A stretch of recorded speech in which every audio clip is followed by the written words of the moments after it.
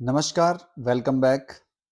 आज की इस वीडियो में बात करने वाले हैं, जो आपके पास भौतिक विज्ञान का दूसरा अध्याय है, गति पर बलों का क्या प्रभाव होता है। इस चैप्टर को, इस अध्याय को हम बहुत डिटेल में पढ़ने वाले हैं। तो आप अपना कॉपी और पेन साथ में रखिए और हमारे साथ इस वीडियो को पूरा देखिए, तो आपको इस चैप्टर में कोई भी दिक्कत नहीं आने वाली। और यकीन मानिए, इससे बेहतर नोट्स आपको शायद ही मिलेंगे। ये नोट्स इस तरीके से बनाए गए हैं कि अगर आप खुद से भी इन्हें पढ़ोगे तो आपको हर एक चीज़ बहुत आसानी से समझ में आएगी। ठीक है, बाकी मैं कोशिश करूंगा कि कोई भी ऐसी चीज़ ना बचे जो आपको समझ में ना आए।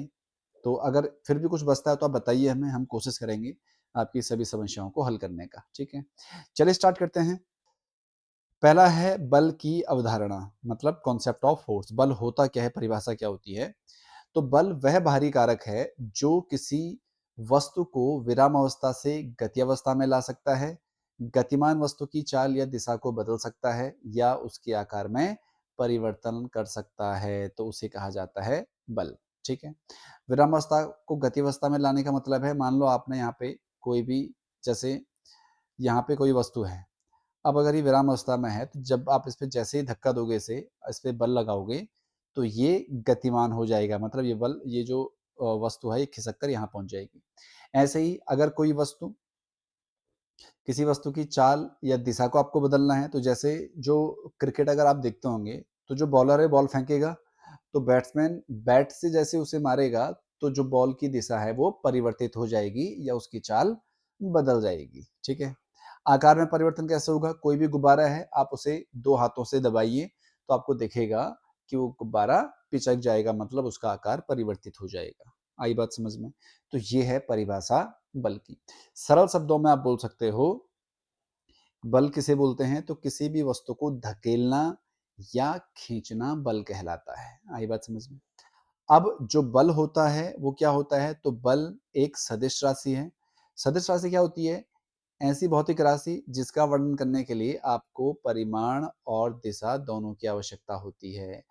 अब आपको मैं एग्जांपल देता हूं। अगेन, यहाँ पे मान लो आपके पास कोई ऑब्जेक्ट है, मतलब कोई वस्तु रखा हुआ है। अब आपने इस पे बल लगाया 5 न्यूटन का। ठीक है, तो आप पूछोगे बल लगाना, अगर मैं आपसे बोलूं कि आप इस वस्तु पे बल लगाओ 5 न्यूटन का, तो आप बोलोगे ना किस दिशा में लगाना है, मतलब इस साइड को लगाना है या पीछे को लगाना है या ऊपर को या नीचे को। तो जब आप दिशा की बात कर रहे हो तो वो तो डायरेक्शन में आ गया, दिशा में आ गया।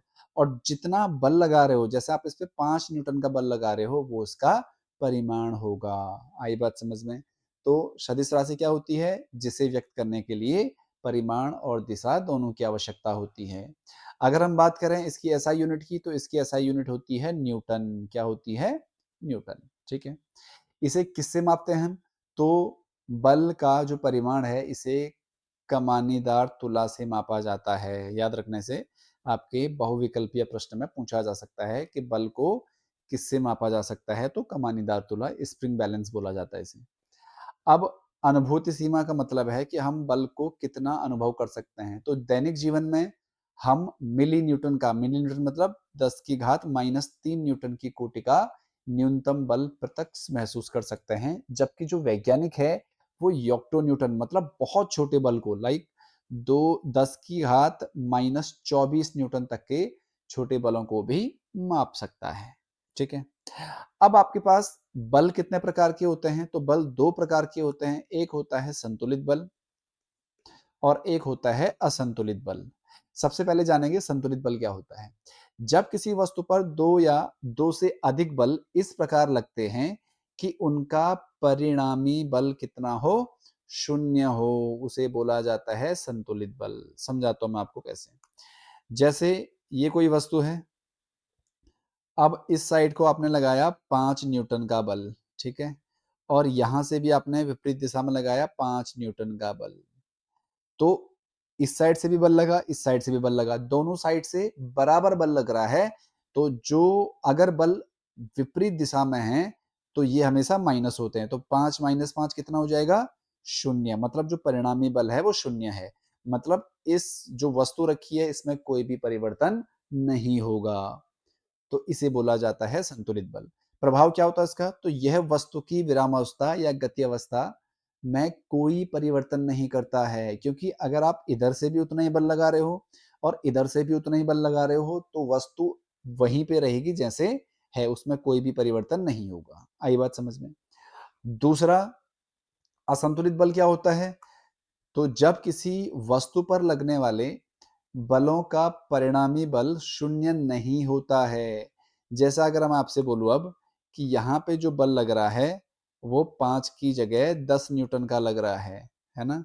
और यहाँ 5 न्यूटन का ही लग रहा है। अब अगर मैं इनका परिणामी बल निकालूं तो 10 माइनस 5 कितना आया? 5 न्यूटन का आया। मतलब ये हुआ कि इस साइड से ज्यादा बल लग रहा है तो वस्तु इस दिशा में गतिमान होगी, तो इसे बोला जाता है असंतुलित बल।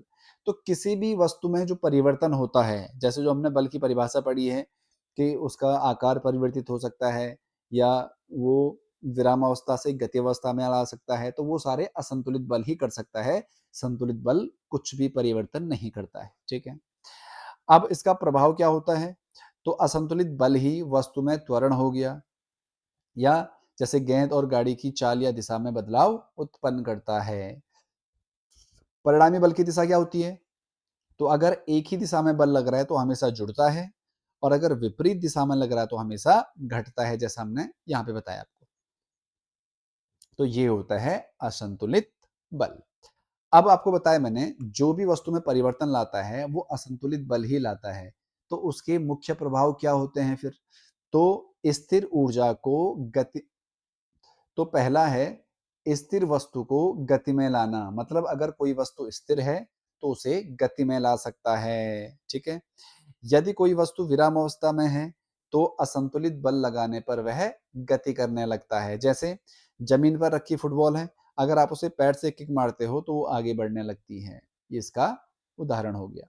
दूसरा, गतिमान वस्तु की चाल में परिवर्तन करता है। मतलब अगर मान लो आपके पास ये कोई वस्तु है या बॉल है, फुटबॉल है, अब ये लुढ़कते हुए जा रही है ना?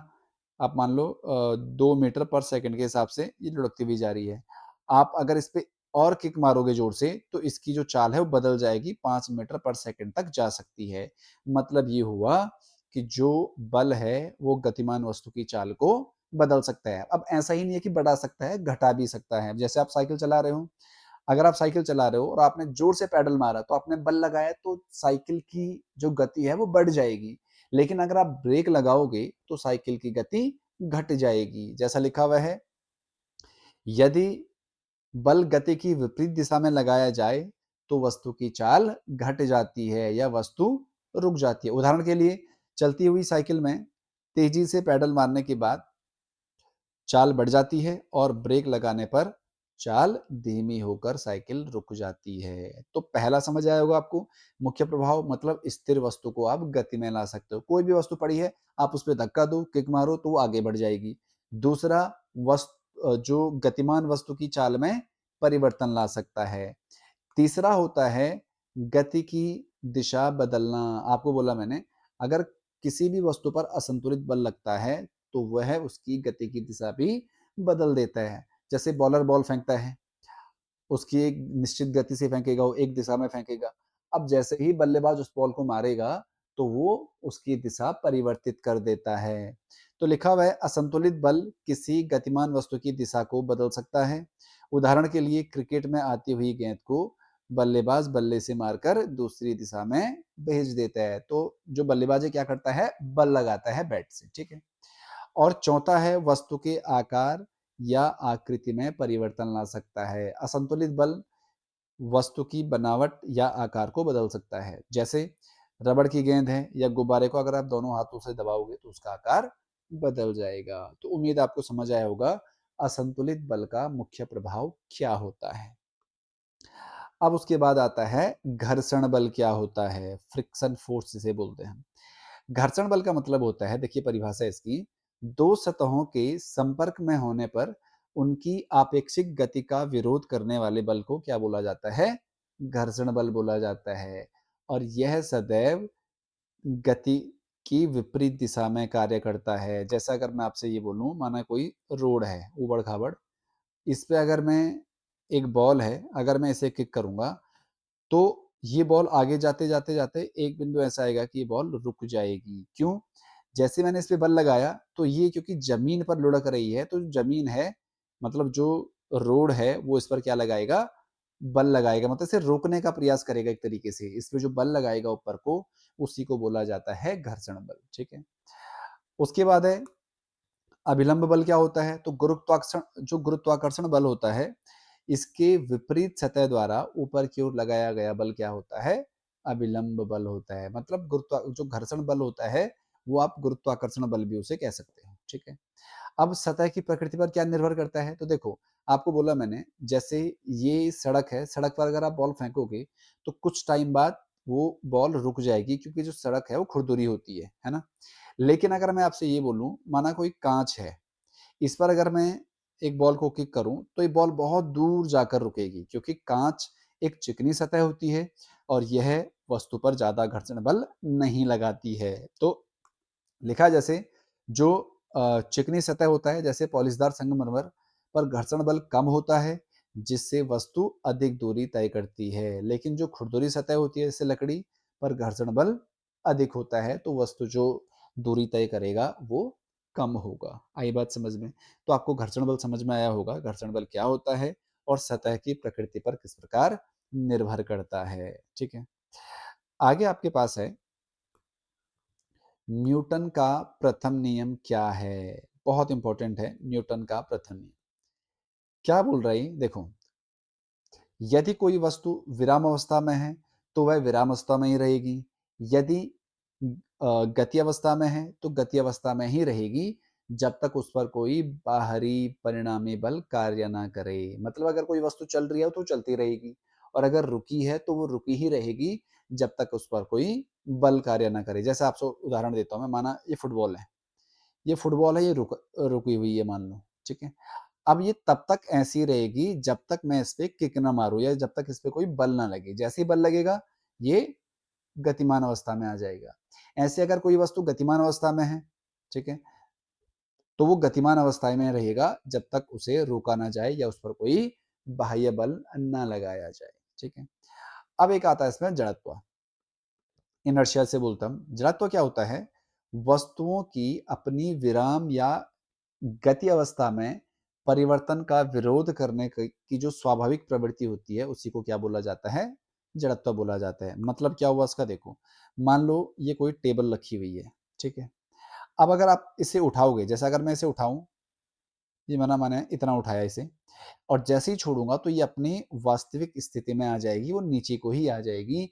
इसी को बोला जाता है जड़त्व। मतलब ये हुआ कि वस्तु अपनी जो वास्तविक स्थिति है उसमें परिवर्तन नहीं चाहती है, वो उसी अवस्था में बना रहना चाहती है, उसे बोला जाता है जड़त्व। जड़त्व मतलब होगी एक तरीके से ढीठ बोलते हैं जिसे, एक तरीके से हम, माना अगर कोई बच्चा है जो बार बार एक ही चीज कर रहा है, उसे मना करो तब भी वही चीज कर रहा है, तो उसे बोला जाएगा जड़त्व। आई बात समझ में? जड़त्व क्या होता है?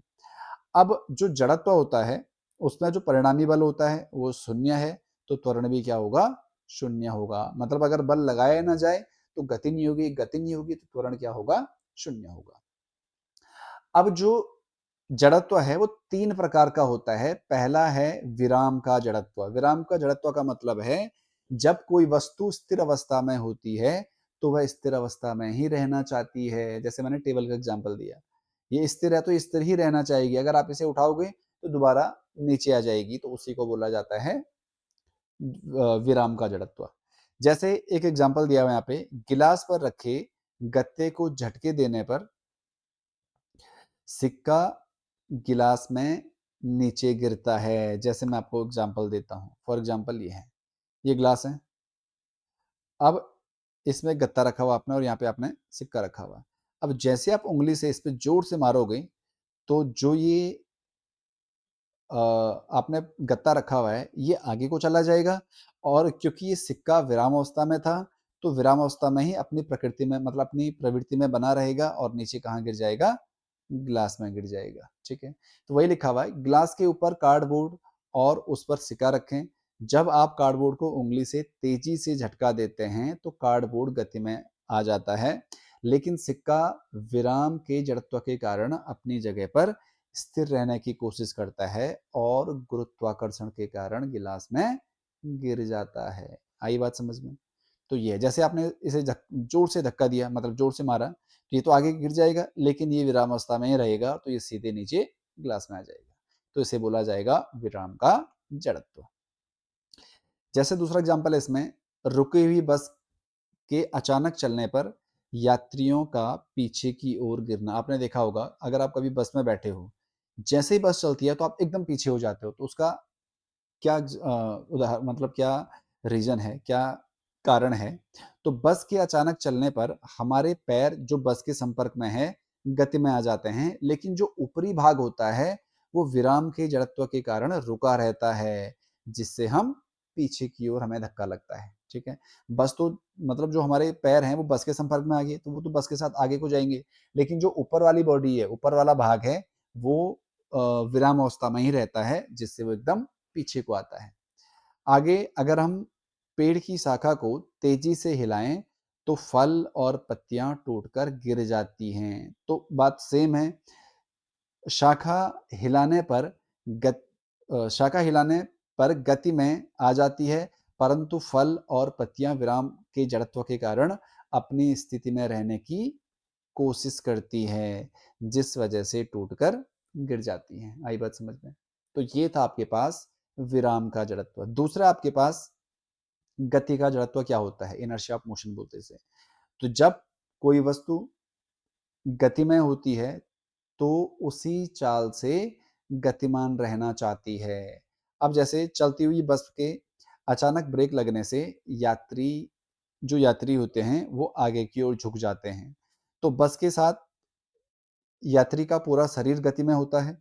ब्रेक लगने पर बस और पैर रुक जाते हैं, लेकिन शरीर का ऊपरी हिस्सा गति के जड़त्व के कारण गतिमान ही रहने का प्रयास करता है, जिससे यात्री आगे की ओर झुक जाते हैं। इसीलिए आपने देखा होगा, जो सुरक्षा के लिए जो कार होती है उसमें सीट बेल्ट का उपयोग किया जाता है। आई बात समझ में? तो ये है गति का जड़त्व। आगे है धावक की फिनिशिंग लाइन, मतलब जो लक्ष्य रेखा होती है पार करने के बाद भी दौड़ता रहे। अगर आप कभी दौड़े होंगे तो आपने देखा होगा, जैसे ही आपने जो फिनिशिंग लाइन है, जो मतलब जो लक्ष्य रेखा है, जैसे ही वहां तक पहुंचते हो तो आप एकदम नहीं रुकते हो, आप आगे की ओर कुछ टाइम तक मतलब कुछ कदम तक आगे भागते हो और फिर रुकते हो। उसका कारण सेम है, एक तीव्र गति से दौड़ता हुआ एथलीट फिनिशिंग लाइन पर अचानक नहीं रुक पाता, क्योंकि उसका शरीर गति के जड़त्व के कारण आगे बढ़ता है। तो ये दो उदाहरण है किसके, गति के जड़त्व के। आई बात समझ में? आगे आपके पास है तीसरा, दिशा का जड़त्व, इनर्शिया ऑफ डायरेक्शन जिसे बोलते हैं। तो गतिमान वस्तु अपनी गति की दिशा में परिवर्तन का विरोध करता है। कैसे? देखो, आपने देखा होगा जब भी तीव्र मोड़ आता है तो तीव्र मोड़ पर गाड़ी मुड़ने पर जो यात्री होते हैं वो बाहर की ओर झुक जाते हैं। जब कोई कार या बस तेजी से किसी मोड़ पर मुड़ती है तो यात्री अपनी सीधी रेखा की गति को बनाए रखने की कोशिश करती है, जिससे वे मोड़ की विपरीत या बाहरी दिशा में झुक जाते हैं। आपने कभी देखा होगा, जैसे आप बहुत तेजी चल रहे हो, मान लो ऐसे सड़क पे आप जा रहे हो, यहाँ गए और सीधा अगर आप ऐसे टर्न लेते हो तो जो आपका शरीर है वो इधर को जाता है, बाहर को रहता है, क्योंकि वो अपनी दिशा में जो दिशा का जड़त्व होता है उसी दिशा में रहने का प्रयत्न करता है। अब क्योंकि गाड़ी इधर को मुड़ गई तो इधर को जाने का प्रयत्न करता है, और जब मुड़ जाती है तब वो इधर को, मतलब जिस डायरेक्शन में, जिस दिशा में बस जा रही होती है उस दिशा में आ जाता है। आगे है साइकिल या गाड़ी के पहिए से कीचड़ का सीधे छिटकना। जो पहिए के घूर्णन के कारण कीचड़ के कण पहिए की स्पर्श रेखा की दिशा में सीधे आगे की ओर फेंक दिए जाते हैं। मतलब आपने देखा होगा, देखो ये माना कोई साइकिल है, अब माना कि कीचड़ है यहाँ पे, तो जैसे अगर ये इस डायरेक्शन में इस साइड को घूम रही है तो जो कीचड़ है वो ऐसे गिरता है, अगर आपने देखा होगा तो। इसीलिए आपने देखा होगा जो साइकिल होता है उसके आगे मरघाट लगा होता है, अगर आपने देखा होगा कोई भी साइकिल है या बाइक है तो उसमें ऐसा कवर लगा होता है, देखा आपने ऐसा आगे को आया होता है। तो इसीलिए ताकि जो कीचड़ है वो उछलकर हम पे ना गिरे, उसे मरघाट बोलते हैं। ठीक है, तो ये था आपके पास तीसरा, दिशा का जड़त्व। आई बात समझ में?